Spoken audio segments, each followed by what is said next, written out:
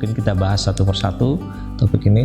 Yang pertama adalah penilaian kewajaran beban kerja. Apa itu penilaian kewajaran beban kerja? Yang pertama adalah kaitan logis antara program kegiatan yang diusulkan dengan strategi dan prioritas suatu institusi atau instansi atau organisasi. Kenapa ini perlu? Karena organisasi itu kan punya visi dan misi. Nah, program kegiatan yang dianggarkan itu apakah sudah ada benang merahnya atau relevan dengan strategi atau prioritas untuk mencapai visi misi dari suatu organisasi. Sering kali terjadi bahwa program kegiatan yang disusun itu adalah copy paste dari tahun sebelumnya dan tidak ada kaitan atau benang merah dengan visi misi atau prioritas yang akan dicapai oleh suatu organisasi. Kalau di madrasah ya visi misi dari madrasah itu sendiri. Kemudian kesesuaian antara program kegiatan yang diusulkan dengan tugas pokok dan fungsi satuan kerja yang bersangkutan. Nah, ini juga penting.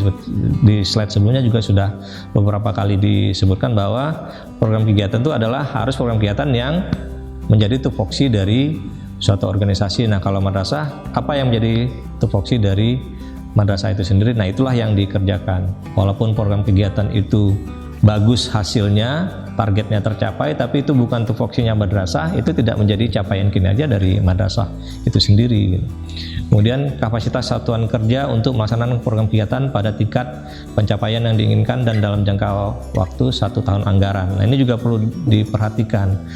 Seperti yang saya sebutkan tadi bahwa biasanya dalam menyusun anggaran belanja kita menggunakan pendekatan optimistik. Jadi kita anggarkan sebesar-besarnya. Ternyata kita nggak memperhitungkan kesediaan uang yang tersedia, kemudian sumber daya yang kita miliki, dan itu akhirnya apa? Ya target kinerjanya tidak tercapai. Misalnya kita menganggarkan 15 kegiatan, padahal dari sumber daya yang kita miliki, dari waktu yang kita miliki, kita hanya mampu melaksanakan 10 kegiatan. Nah, otomatis 5 kegiatan yang kita anggarkan itu tidak akan terrealisasi di akhir tahun anggaran yang bersangkutan. Nah, kewajaran beban kerja itu sederhananya seperti yang terlihat pada slide ini. Jadi ada perbandingan antara keinginan dengan kemampuan, ya, keinginan dengan kapasitas yang dimiliki. Salah satunya adalah dari sisi anggaran yang dibutuhkan. Jadi kita anggarkan sebanyak-banyaknya, padahal kita punya dana yang terbatas. Misalnya kita menganggarkan 150, padahal dana kita cuma 100. Nah, harusnya kita lakukan priorisasi terhadap kegiatan yang akan dilaksanakan. Kemudian waktu yang dibutuhkan. Nah, kalau dia terikat oleh tahun anggaran, maka tahun anggaran yang tersedia itu hanya dari 1 Januari sampai dengan 31 Desember. Nah, dari tenggang waktu 1 Januari sampai 31 Desember itu idealnya, realistisnya berapa kegiatan yang bisa kita laksanakan. Kemudian penilaian berikutnya adalah dari sumber daya manusia yang dibutuhkan atau yang dimiliki oleh organisasi. Nah, sumber daya yang dibutuhkan misalnya membutuhkan 10 orang atau 50 orang, sementara kita mempunyai sumber daya manusia kurang dari 50 orang. Nah, artinya jumlah orang yang akan mengelola kegiatan itu juga terbatas gitu, atau di bawah dari yang dibutuhkan. Kemudian sumber daya lainnya, misalnya apa? Misalnya infrastruktur atau peralatan. Kita tidak punya peralatan untuk melaksanakan kegiatan itu. Nah, itu juga kan akan mempengaruhi dari kelancaran pelaksanaan program kegiatan. Nah, satu lagi yang penting tadi adalah tupoksi atau tugas pokok dan fungsi dari organisasi itu.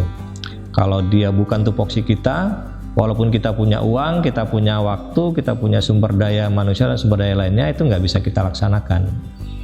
Nah, dari perbandingan antara keinginan dengan kemampuan, nah itulah kita dapat menyimpulkan berapa jumlah kegiatan dan anggaran yang mampu dilaksanakan dan yang mampu diserap. Nah, itulah yang disebut dengan anggaran dan kegiatan yang realistis sesuai dengan beban kerja yang kita miliki. Seperti pengalaman saya pernah mendampingi suatu institusi, dia hanya punya tupoksi ABC, kemudian anggaran sumber daya manusianya 20 orang, kemudian dia menganggarkan 20 miliar. Ternyata setelah kita hitung ulang, yang mampu diserap itu hanya 15 miliar. Artinya 5 miliar itu harus dikoreksi, harus dikurangi di dalam dokumen perencanaan penganggarannya.